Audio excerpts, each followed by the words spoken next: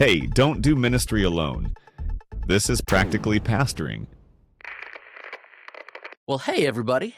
Welcome to Practically Pastoring. We've got the A team today. There's only 3 of us. It's me, Andrew, here in beautiful Safety Harbor, Florida. Just about 20 minutes north of me, maybe 20 miles, not 20 minutes, is Timothy Allen Miller. Oh, hey, guys. And very far north of me, I don't know, like 800 miles, something like that, in Baltimore. 2-hour flight. 850. My dad was in Baltimore this weekend. We got Jeffrey Simpson. Jeff, Yeah. what's up, buddy? What's up? Hey, how was your weekend? Did you end a baseball game by maybe getting somebody doubled off a first, Jeff? I did do that. I went 0 for 4 at the plate. No good. Made a decent put out in the field and got to share the gospel with my teammate because of my walk-up song. So that's fun. See, I was going to But I would rather have gone 4 for 4 at the plate. Okay, there we go. The truth is out there. I would much rather have gone 4 for 4. Listen, I only struck out once out of those 4, and I put the ball in play 3 times. The last time was a little unlucky, but... Do you think that God is punishing you for preaching an extra short sermon so you could get to your game on time? Well, I did not preach an extra short sermon to get to my game on time. I preached an extra short sermon because we had a potluck.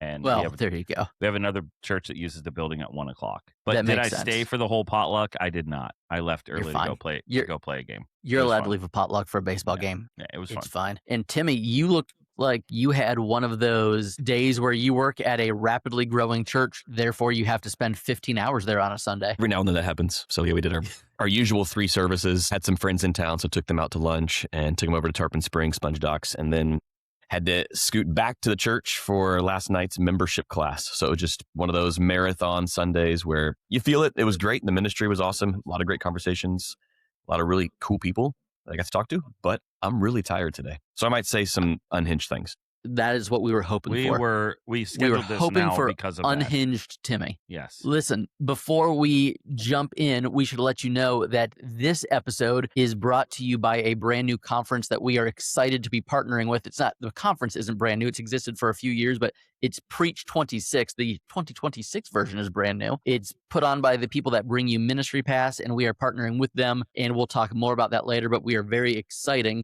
Wow.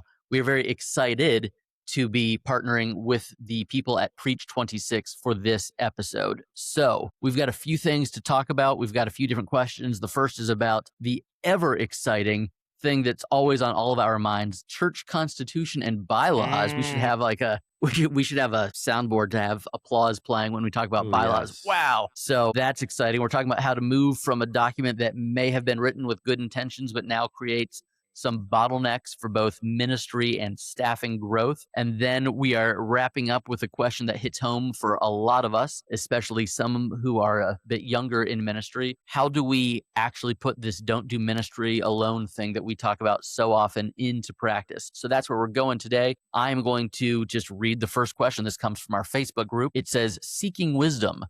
The church I'm on staff at has encountered some constitution and bylaw issues that weren't previously thought through with a level of clarity and conviction. The person who also helped draft the constitution and bylaws is no longer with us, and it reflects an elder-led congregation governed approach to polity, which I don't oppose, but was written in a way where the congregation needs to vote on every staff person or intern in order for them to serve in that role. For context, the church has never really had paid staff before and wants to go in a direction where it's elder-led, staff-driven, and congregational governed, but where the congregation votes on major things like appointing a new senior pastor, installing new elders, church mergers, but not small things that stagnate growth and vision moving forward. So what do we do? I think that is an important question because when you look at bylaws, sometimes they should just have a timestamp on them. Hey, this was written in response to this very specific thing. And when you look at any of them, it is about what happens when a church document reflects an older season of the church's life and how the church is trying to grow into a healthier or at least a clearer governance model. I think I, for one, have inherited a polity language that sounded fine until it actually had to be used. And then it was, what are we doing? So, Tim, I'm going to start with you because I know you guys have recently changed some bylaws. So what do you think? Yeah, we went through this We've now done two bylaw revisions, one minor, and then one was really a major rewrite. And in the major rewrite, we did have to, follow the old bylaws in order to rewrite for the new ones, which was really interesting. So they were put before the congregation, explained to the congregation, et cetera. But the bottom line, when I was actually on the bylaws revisions team, did you guys get t-shirts? BRT? I wanted one. Really, the goal coming out of it, our line was something like, your bylaws should protect the church, not paralyze the church. Yeah. So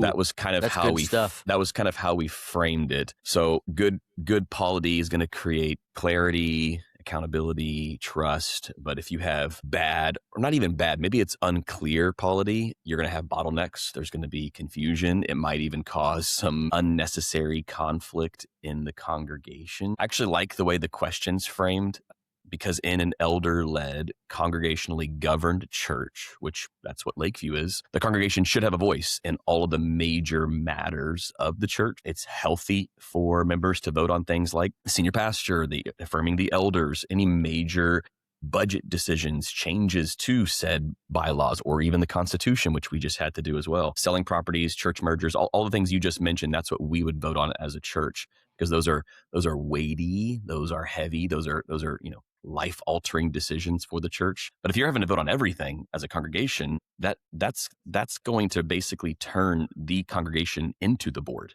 into the elders. And I don't think that's the point. So I think there needs to be a very clear line between governance decisions and like ministry management decisions. I know the person mentioned wanting to move to a staff-driven model where there should be a lead who can make staffing decisions that's not going to require congregational vote every time. I would say the congregation should guard mission, doctrine, leadership, major direction of the church, but they should not have to vote on every operational decision. You're gonna have so many bottlenecks that it's going to actually do more harm than good if you approach that. Especially the idea that he's mentioned here that even interns have to be voted on. How are you going to get anything done if you're having to vote on everything? Here's the tricky part. You still have the bylaws in place. You can't just ignore them. So there needs to be a process here. So I would say, like where you're at right now, and this was the process we went through, don't violate the bylaws. So whatever they say you have to do in order to change them, go by that. Don't violate them. Don't weaponize them either. That can be a problem. People want to throw the bylaws back at you because maybe you misread something. So clarify them, amend them in the right order. We had to give the congregation a 6-month notice in order to amend the bylaws. So it's probably written in there. Here's how much time you need to give the congregation. So amend them.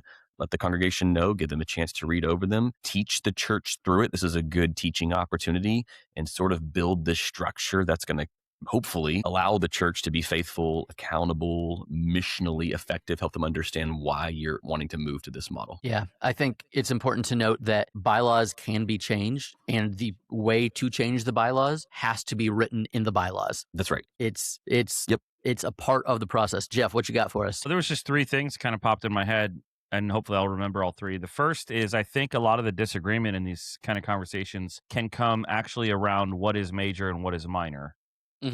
This, Tim, you were saying any major decision has to be, well, there needs to be some kind of framework for what we as a congregation or even as a leadership team think is a major decision. Some churches think changing the carpet's a major decision. Some churches think only the senior pastors, So that's a culture thing, and that may or may not actually be written in the bylaws. The second thing is, it sounds like the conversation we're having now is coming from a congregational model, like a presumption that we're in a congregational model. There are churches that are in a presbytery model where it's more elder-led from the top, and it's more of a hierarchy. And some of our mainline guys and ladies that are maybe listening would almost balk at this conversation because they're like, the congregation doesn't vote on anything. We're presbytery.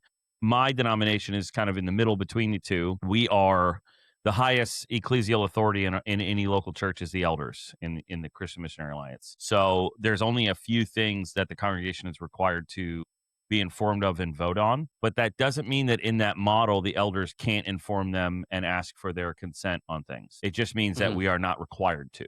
So there's only a couple, like the yearly annual budget. I believe hiring and firing a senior pastor is empowered to the elders to then empower a search committee. So it doesn't require a congregational vote, but you'd be kind of stupid to not tell people who their pastor was going to be. So, there's some wiggle room even within the boundaries. But I think whoever this person is, I think it said he hasn't been there that long, right? Or did I misread that? Either way, they need to go back in the history of the church. And if they're part of a denomination, you got to figure out, what model of church governance is this denomination and is this church. In our I would assume so for you guys that are in denominations too, like we have a uniform constitution and bylaws. Mhm. So like we don't get to just make up our own. We have a uniform one, and then we can add addendums to our bylaws. They just can't conflict with our uniform constitution and bylaws. So that's where a denomination, depending on how you look at it, can either be something that you are glad for, which is where I am, or you can see it as a hindrance. I see it as a framework that already exists. It's a sandbox I already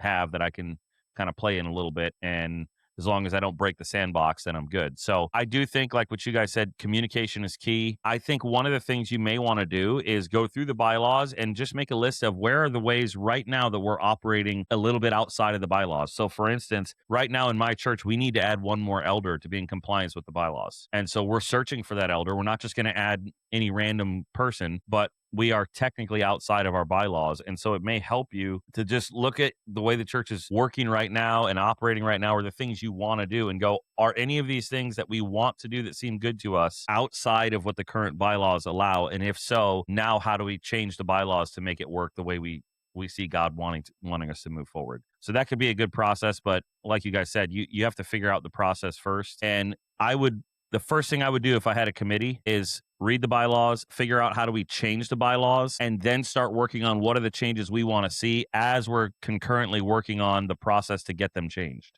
Because I think it would probably be a bad idea to come up with a bunch of ideas that you want to change and not know how to actually make the change. And now you're stuck in this weird limbo of like, we want to do things different, but we can't. And then you begin to have that, like, the bylaws are just holding us back and everybody's getting kind of negative. And so I'd figure out how do we change the bylaws first, and then from there do the dreaming and the vision casting of like, what do we want to see changed as we're working on here's how they have to actually change. In our denomination, we have 3 different acceptable forms of church governance, Yeah, which we is have kind of 2. a lot for, okay. So I had never been in a denomination that had multiple like appropriate. And so when our church was incorporated, it was a real quick thing. It was kind of messy.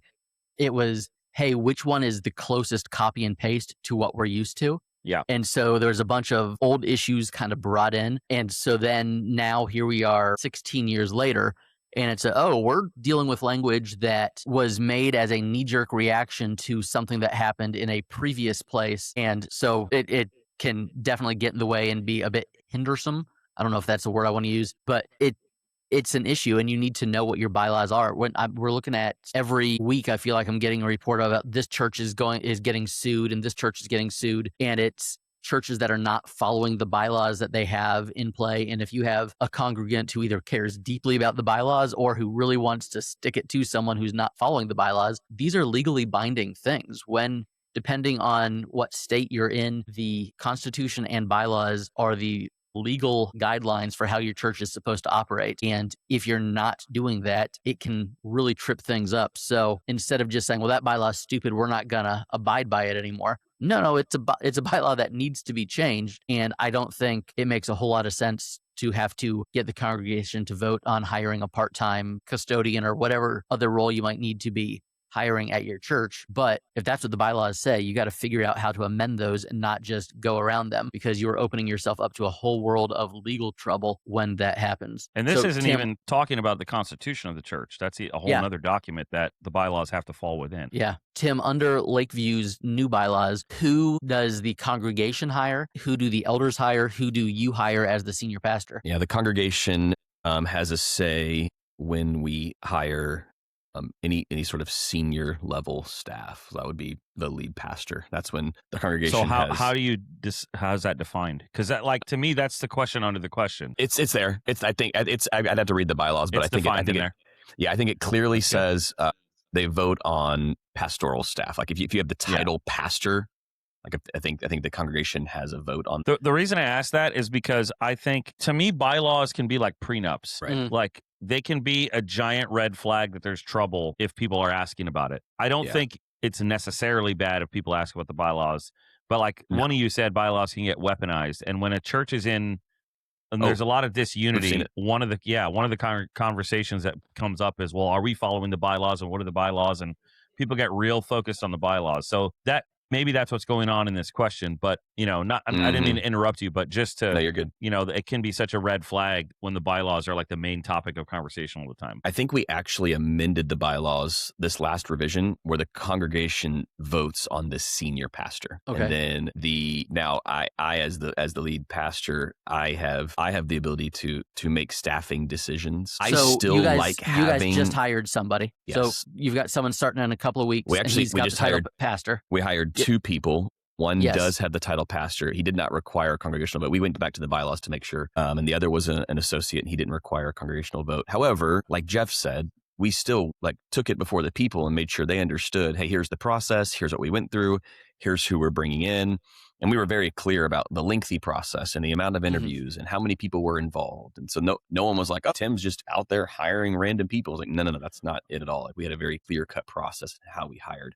However, I will say at least half a dozen times through the process, the elders reminded me, Tim, remember, you have the authority to hire additional staff. We will provide input as much as you like, but we're not going to make this call for you. You have the ability to make this call, which was a really good reminder for me in this season of ministry that we're in at Lakeview.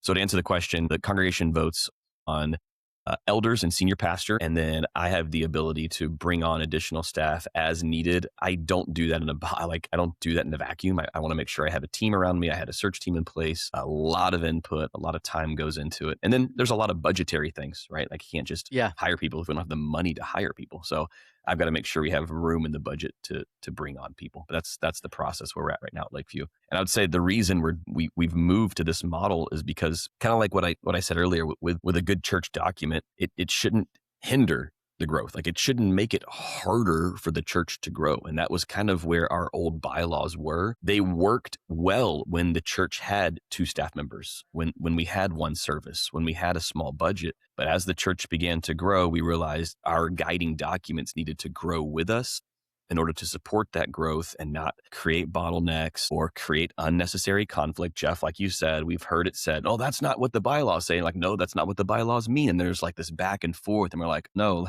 that's not the purpose of the bylaws. It's not to be this weapon and then you can then lord them over people. So it needs It's good for the congregation to know the bylaws and how the polity works, because a lot of congregants, and especially newer people to church, will assume American political governance structures onto the church, or they will just think, why didn't I get a vote on the color of the blah blah blah or Right. the staff member, because they don't know. Well, no, we have leaders appointed to do that who have been empowered to do that. And to the communication piece, Tim, I have been the youth pastor who my first Wednesday night, I was walking down the halls of the church and people were like, who are you? Gosh. And I'm like, I'm the new youth pastor. And they're like, what? It was not. Where's Jerry? What It did you do to him? It did Oh not my lead to a lot of gosh. trust up front. So communicate a lot. I can hire whoever I want, but the elders control the budget. So whether or not the person gets paid after I hire them is a very different thing with our bylaws. And like you guys have said, there's a lot of bylaws are in reaction, and I think a lot of bylaws, especially when it comes to who has the pivotal authority to do things, that can be a signal of the way the church has had a lot of trust or mistrust in the past. I've been at churches where the elders almost had a posture of, we're going to protect the church from the pastor. So there were things in the bylaws where you had to get it felt like getting permission for everything. And it's like, what is this about? Oh, well, there was a pastor. The pastor needs 20 3 years votes ago before he can swipe his credit card. Yeah. Well, because the guy 20 years ago stole a bunch of money or did, whatever. And so if you're in a place where there's a lot of empowerment, then I think one of the things you can do is celebrate the leaders who came before you, who were trustworthy enough to leave that kind of legacy behind, where you're empowered and entrusted to do things, and don't ruin it for the next guy. Yeah, for example, we had a line in the old bylaws that said anything over $500 requires elder vote and approval. we amended that to. I actually like the $500 language. However, It's not bad. It's not bad. However, what we but did that was we said 30 years ago. Yes, what we did was we said anything over $500 that's not already budgeted. So now this is part of my budget. Yes, it's $700, but I have it in the budget this year to buy a new projector. So I don't need to go to the elders because It's already been approved. We had this conversation. That's exactly right. So we already approved that when we created the 2026 So that was probably budget. somebody who was surprising the finance team with purchases. Yep, exactly. Yeah. Yep. But a simple amendment still allows us to do the work of the ministry without having a vote every single time. However, if there's something you want or need that's not in the budget, needed a couple of laptops right now, just bought a few. It was not in the budget this year. So I did actually reach out to the elders to get approval on that. And I found that very appropriate. So to wrap this one up, figure out what you need to do to change your bylaws. Let your people know why you're changing them. Cast vision, whether it's 3 months, 6 months, 6 weeks. I think ours is only 6 weeks that we need to give people. But give people the heads up. Tell them why you're doing it. And then write good bylaws And that if there's protect a church, the ministry, that if don't there's a hinder church you love the way they do things, ask them for their bylaws and read it. Yeah. They probably have good documents. They probably do. Or hear me out. There's this wonderful new tool. I don't know if you guys have heard of it, called ChatGPT, and say, I can hey, help Chat, tremendously here. Boo. I need new church bylaws. Here are our existing ones. Here are existing ones. And- Here are some that I love. And if you've been using your AI for a while, it probably knows your church really well and can help you clearly define Hey, where your bylaws need ChatGPT, to land. here are my bylaws. How do I get rid of accountability? There you go. That might work. You could do that. Here are my bylaws. How do I remove at least 2 of these elders? I'm joking. Why would you do that? Why would you do that? Listen, before we dive into our second question, we want to talk about our buddies that help make this show possible. So, Jeff, why don't you go first? Church merch. Every church needs merch. And I was going to say every merch needs church, which I guess could be true in some kind of weird parallel universe. But it might. We all need mugs, shirts for volunteers. We give away stuff. We have all kinds of options and things that we like to give away and have on hand so that we look legit. You know, we want to look legit. Our lobby looks legit. We have gifts for guests. Wow. But church merch is part of Promotions Guy. They do great work helping churches get high quality merch without you having to go get elder voted to get a budget to get merch. So we use their stuff. We like their stuff. And it's an easy win for your church. One of those things we call low hanging fruit. So if your church needs any kind of promotional stuff, shirts, mugs, pens, banners, stickers, anything with your logo on it, head over to promotionsguy.com/churchmerch, promotionsguy.com/churchmerch. It's merch for your church. Beautiful. Hey, we're about to talk about not doing ministry alone. So Tim, why don't you tell everybody about how they can not do ministry alone at Preach 26? Love it. You know, one of the things nobody tells you before you step into ministry is how isolating it can be, which is why we are partnering with Preach 26. It's a new conference for pastors and ministry leaders. It's happening October 6th through the 8th in the Woodlands, Texas. You'll be in a room with other pastors. You'll be navigating the same challenges you are while learning from impactful leaders like Dane Ortland, Brian McCormick, Hakeem Bradley, more. There's a lot coming. There's a pretty sweet bonus here. When you purchase your ticket, you are automatically entered into a giveaway. Get this. This giveaway is a 3-night vacation for you and a +1. So Andrew, you could take me to the Jackson. I probably wouldn't. It's this giveaway is happening at Jackson Lake Lodge in Wyoming, which sounds glorious. It would be Seats are capped, okay? So it's going to be limited because they want to keep the environment intimate. So do not wait to the last second to grab your spot. It'll probably book up. Head on over right now, preach26.com. Here's the code for you, Pastor Pod. That is Pastor Pod at checkout. You'll get your name entered twice in all the giveaways throughout the conference, including the Wyoming weekend getaway. So again, that is preach26.com, code PastorPod. And there are a bunch of giveaways that they do throughout the entire conference. If my name's getting entered twice into all of those, I think I'd probably rather have the weekend in Wyoming than most of the other getaways. But, you know, I could take a new iPad or something else like that as well. But I think I'd rather take my wife away. That's just me. Agreed. Fellas, listen, here's the second question that we have today, and I think it hits a nerve for a lot of us. I'm annoyed So already. this is not that kind of nerve, Jeff. There's a lot of talk in this group and groups like it about not doing ministry alone. We say that every podcast, Don't Do Ministry Alone. I feel like I am reading every week the importance of not being isolated or being on an island by myself in ministry. And I get it. Here's my question though. How do I find people to do ministry with? I am legitimately 20 years younger than any of the other pastors in my town. My alumni network shows that there are 3 people from my seminary within about an hour, and I do not know any of them. And I do not know that I would worship at any of their churches. Ouch. If given the chance. I love my church, but I am tired and afraid of getting burnt out. I want to find my people, but do not know where to look. Any tips? I think that this is an important question because Don't Do Ministry Alone it's not just great advice. It's kind of the battle cry of our podcast and that's really why we do this, so that we get to hang out together. But it also can sound kind of like it's like you're telling a drowning man to just find some water wings or find a life jacket. The question is not whether community matters, but where do you find it? How do you build community? So that's what I think we need to be getting into here. So my first tip is just start with proximity. You don't need to find your perfect soulmate best friend. Find a pastor in the area to go out to coffee with. Find someone who has some kind of ministry affinity with you and reach out. You don't have to find someone who you're going to bounce every idea off of.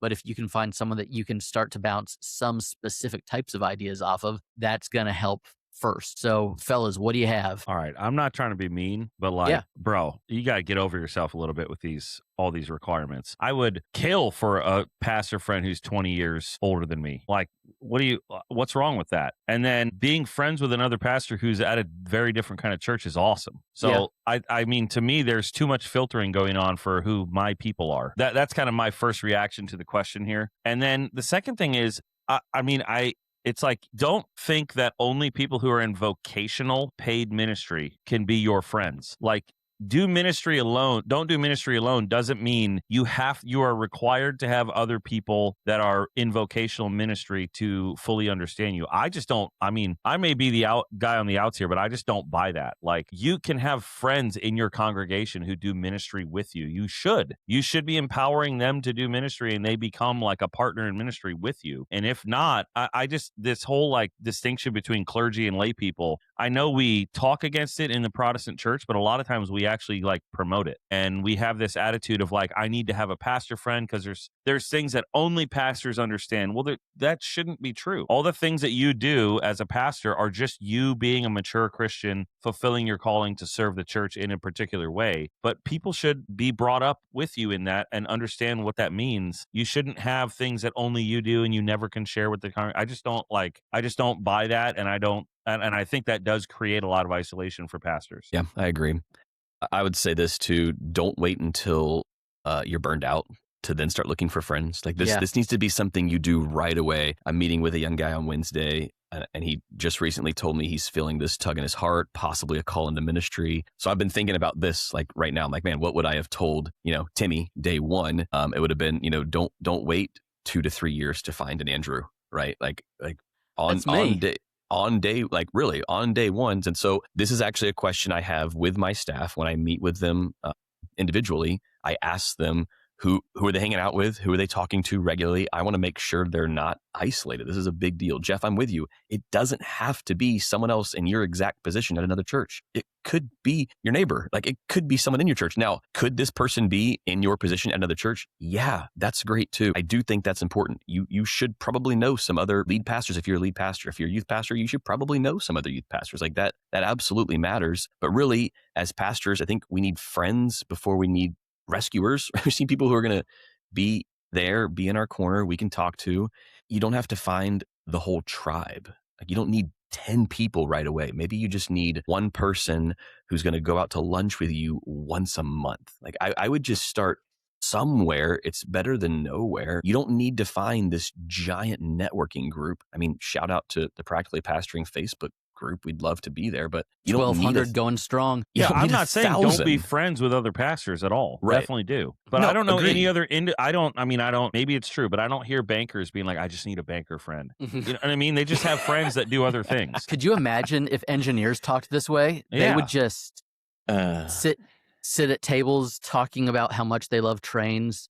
Yeah. And it would be. I'm so glad that we are the only maybe not the only, but I'm so glad that not everybody in every industry has to think this way. Like, you're not going to end ministry isolation accidentally. Like, you need to be intentional here. That's why I'm saying, like right now, wherever you're at, like, start making those calls or shoot that text message. They might not come to you. Like, you might have to reach out to someone to initiate a relationship. And I'm kind of with Jeff here. Like, they don't need to be your age. Like, they can be, but like, if they're 10, 15 years older, sweet. I'd love a regular monthly lunch with someone who's been there and done that. And guaranteed the guys that are 20 years older than you, that are cool guys that you want to hang out with, would love to be your friend. Yeah. Agreed. And someone whose kids have gone through that stage that your kids are going through, that is incredibly valuable. Totally agree. Tim and I were at an event last week for a buddy of ours who had just finished his doctorate. Adam Powers, if you went to the Practically Pastoring Conference, he spoke this past year. He's a great dude. He's a buddy of ours. And he was talking about how Tim and I just kind of hunted him down. And he was like, oh, I guess these guys are my friends. Cool. Sometimes you just need to go after someone. Keep inviting somebody to lunch. If there's not a group in your area that's meeting for, a group of pastors that are getting coffee or getting lunch, whatever, start one. Invite 3 pastors out to lunch, put them all on the same email. And now suddenly you're the ringleader and you're the one organizing this thing. If no one else has organized it, then step up and organize it. But it's difficult if you're waiting for something to fall into your lap, it's probably not going to happen. This is something that you're going to have to pursue. Any type of health is something that's not just going to happen on accident. It's something that you're going to have to work for. So ask people to lunch, ask people to coffee, send that email. And if they don't return it, or if you feel awkward, apparently you weren't friends with them anyway. So who cares? Just reach out. It needs to be part of your schedule. I have regularly told my elders and staff members that Monday mornings are reserved for this purpose. So we podcast, and typically I'm lunching with a friend or a pastor every Monday. So your schedule matters a lot here,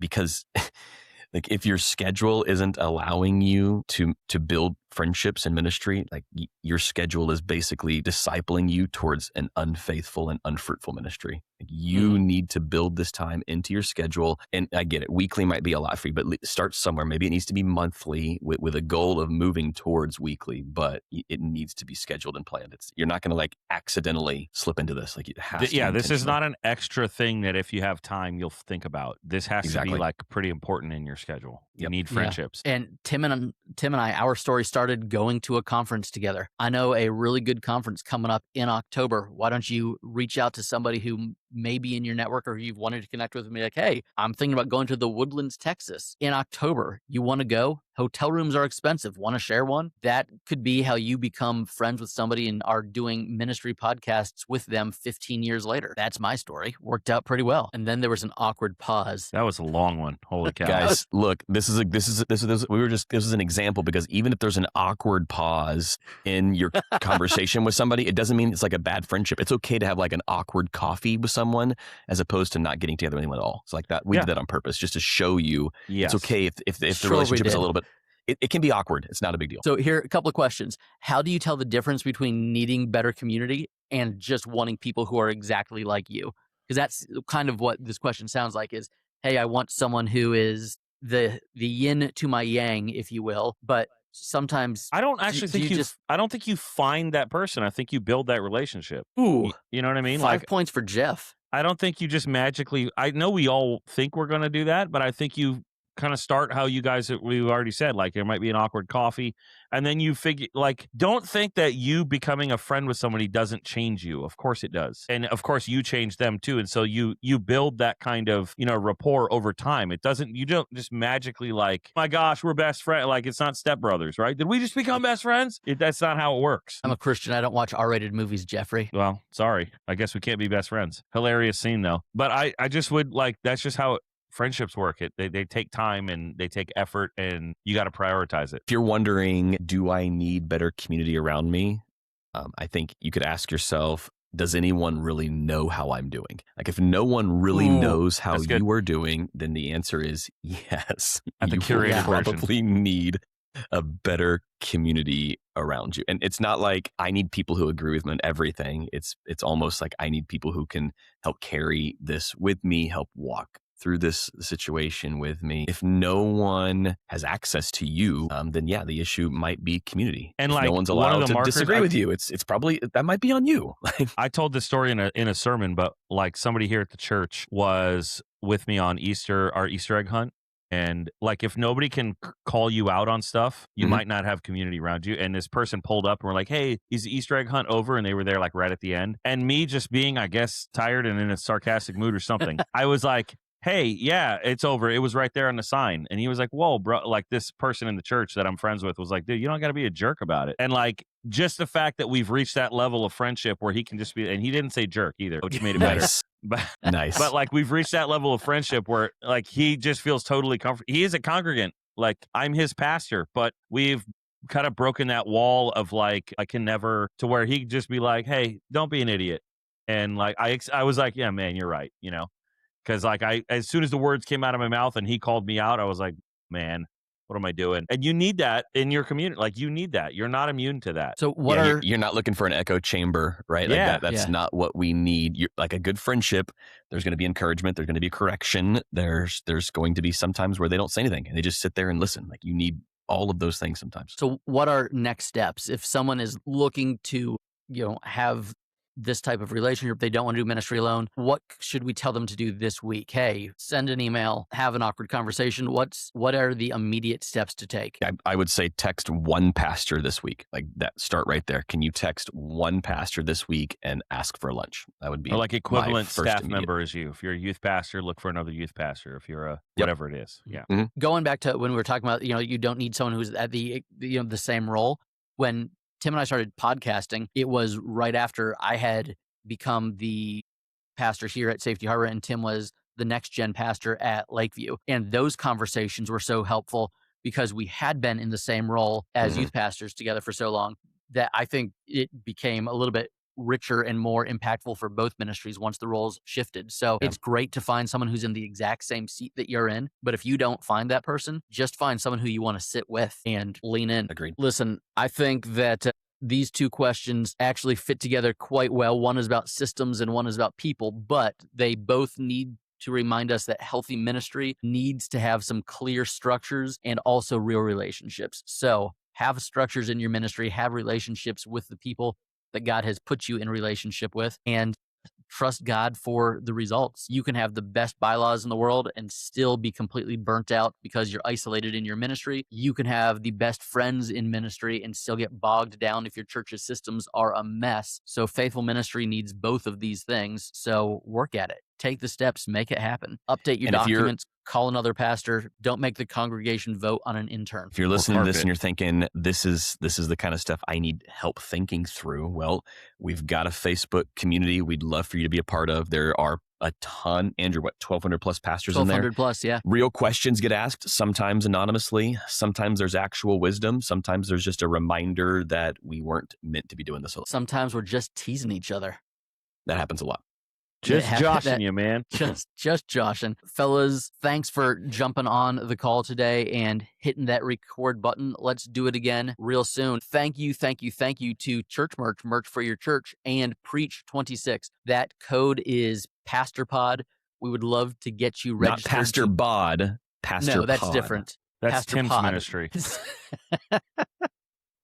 So he sends us Beachbody invites at the beginning of every Pastor month. Bod. Pastor Bod. That's a by great Tim. Instagram account. Start. Oh, dude. Please don't. But also, I will be the first creating subscriber. a Finsta immediately after this with just Tim's face superimposed on Fabio. Again, that's Pastor tell the Pod difference. at Preach 26.